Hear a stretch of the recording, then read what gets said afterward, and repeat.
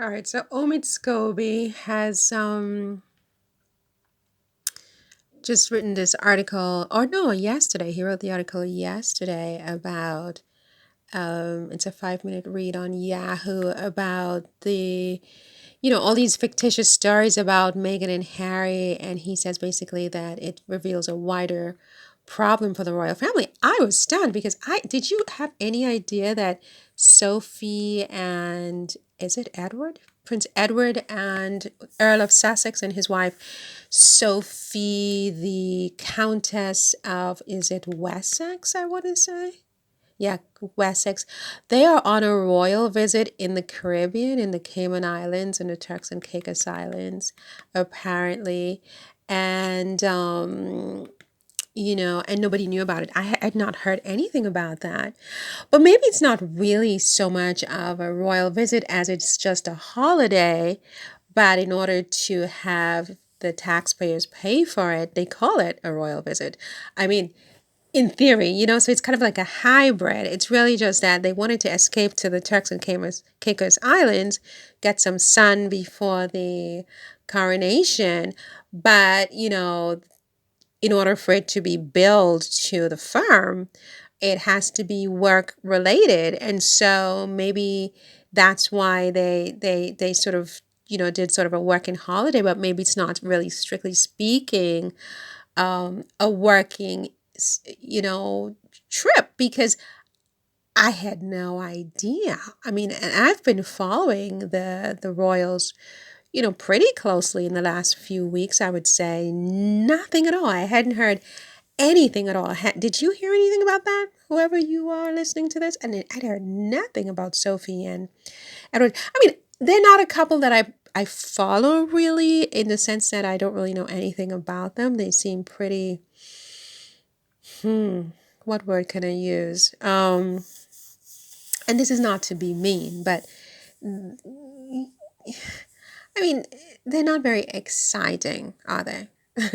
which could be a good thing. I mean, too much excitement can actually be a negative, can be a lot of stress, and etc. There's a price for being exciting, as I'm sure Meghan and Harry can attest. And boring can be good in the sense that, it can be peaceful, it can be uncontroversial, it can be low stress, it can be under the radar, and it can last longer because you're just under the radar. So, the constant stress on your relationship is not there. So to be boring could be a good thing. I mean, Camilla Parker Bowles, Camilla, as I say sometimes, this is a very boring woman, quote unquote. But look at her. I mean, she's like winner takes all right now, So it's not to really knock Sophie and Edward by saying that they're boring, but I mean, yeah, they're kind of boring. So I mean, in a soap opera, if it's like a little bit of a snooze fest to talk about Sophie. I mean, if you're thinking General Hospital and you have like a character like Sophie and Edward, I mean, who cares? You're not going to tune into General Hospital to see characters like Edward and Sophie, right? I mean, or Dynasty or whatever. I mean, it's just not going to happen, right? Because they're boring. But boring could be long term. Boring could be smart. You know what I mean? It's good to be a little bit boring sometimes. Um, but yeah, I had no idea they had gone to what you call it, to the Caribbean. So now, according to Omid Scobie, this is a problem for the royal family because basically what he's saying here is that um,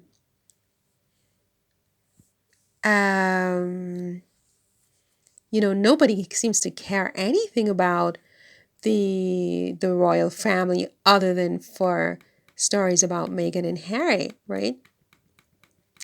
And he basically says that the most interesting thing I read somewhere is where he said that Kate Middleton's dress to the BAFTAs was the most interesting thing coming out of the royal family recently, and and for him, that's a big problem. And I think I have to agree because he says, when you realize, quote, when you realize that the only other royal story this past week to receive even a fraction of the volume of Sussex headlines were articles about the Princess of Wales's BAFTA red carpet outfit, it becomes clear that the firm might just have a public interest crisis on their hands, end quote. And that's true. Even on my very modest YouTube channel, I spoke about Kate's dress. It just was like ridiculously watched by like up nearly 1,000 people. I don't get 1,000 views on any post. And so, I have 300 people subscribed, and 1,000 views is a lot of views. I mean, it's like disproportionately like a lot. And that's the biggest story coming out of the royal family. And I have said that I've noticed that they seem to be pinning their future on Kate's tiny little shoulders. I mean, this idea of her, bulldozing her team to sort of get this sort of pit bull woman type to run her team, pit bull in quotes, and to get revenge on Meghan was one of the headlines recently. I mean, it really, to me, speaks to a larger problem. I think Scobie is right.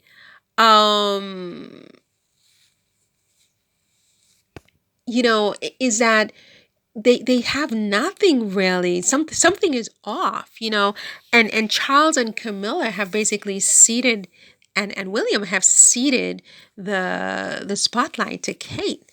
It's like they're hoping that Kate's outfits and her, cute visits to nursing homes where she flips pancakes will somehow make the royal family seem more exciting and more relevant to people and sort of counteract the Harry Meghan effect.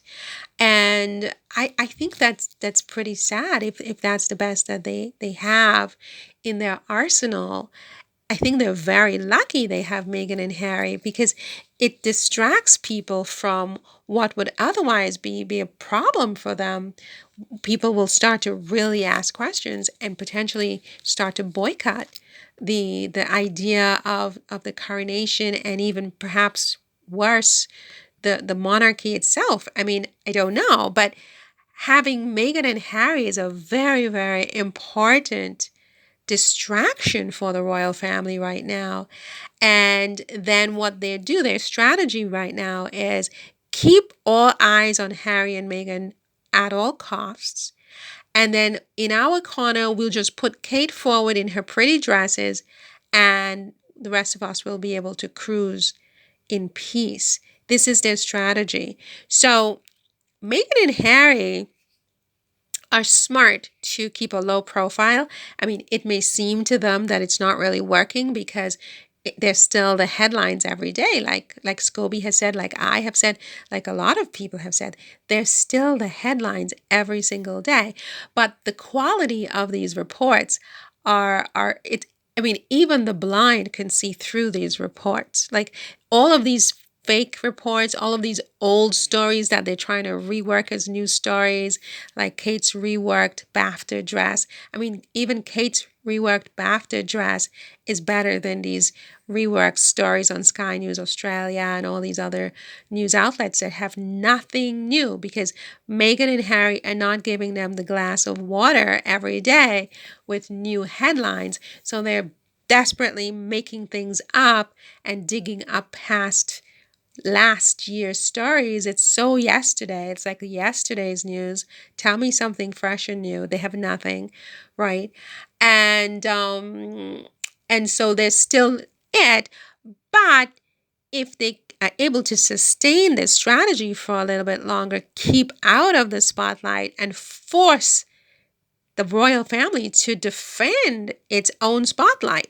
Like, I mean, in the sense that push them to the edge where they're seen for what they are, right? Where the spotlight goes on them as it should, and where it reveals what it needs to reveal. Because Harry and Meghan right now are being used as a kind of smoke screen. Like it's like a buffer, like a barrier. Like, you keep all the cameras shining on Meghan and Harry and keep everything else in the dark over here. And we'll just push out this pretty princess we call Princess Kate, Princess of Wales. And Kate is pretty. She is pretty, and she wears a pretty dress. I mean, even I like when she dresses nicely with her flat little belly and whatever. I mean, because I'm like, always trying to be skinny myself. It's an impossible task. But who doesn't like a nicely dressed, princess? And so, but they're using Kate as a distraction from something else that they don't want the public and the press to be focused on. And Meghan and Harry are, the scapegoats. Meghan and Harry just need to lie low. Don't give any new headlines for a little bit. You have to, even if it's hard, because you guys probably also, it's fun sometimes, I guess. Maybe, I don't know. But you have to lay low for a while where you give them nothing. You starve the beast. Operation Starve the beast, right? And let the others in the family carry their own weight. And Sophie and her husband Edward, I mean, was that really work, or was that a holiday that they billed as work? It's a question. I'm not making any accusations. I'm asking a question, right? And what else is going on that they're keeping in the dark so that while the spotlight is on Meghan and Harry, who are not even supposed to be in the spotlight, you're not even supposed to be in this family anymore in terms of like senior membership. You are on the level of Eugenie and her sister, whatever her name is, whatever, Fergie's daughter, right? I can't remember right now. Eugenie and her sister, the two princesses. So you're on that level. Nobody's talking about them. And God forbid their husbands. Nobody talks about the husbands of Eugenie and her sister Beatrice. It's Beatrice, okay? Nobody's talking about Beatrice and Eugenie, and their husbands, right? And you're seated next to Beatrice and their husband. So you're on that level now, right? So it's kind of like Wallis Simpson and her husband,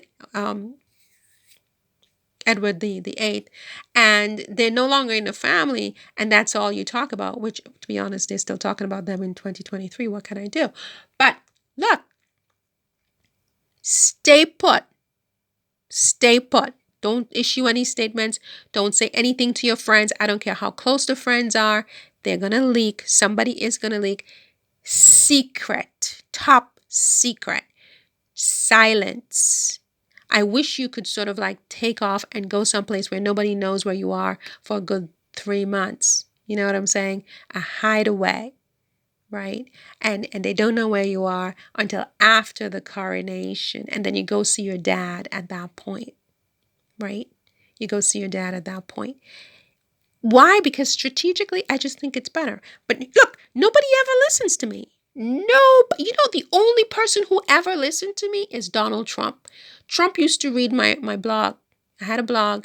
I used to read my blog, and he won the presidency because all the advice I gave to Hillary Clinton, she didn't listen to me.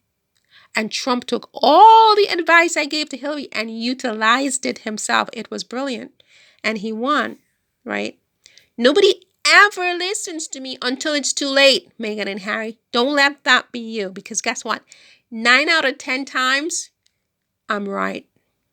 It's just like this.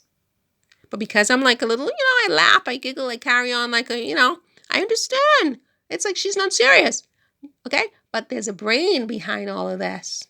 Listen to me. Listen.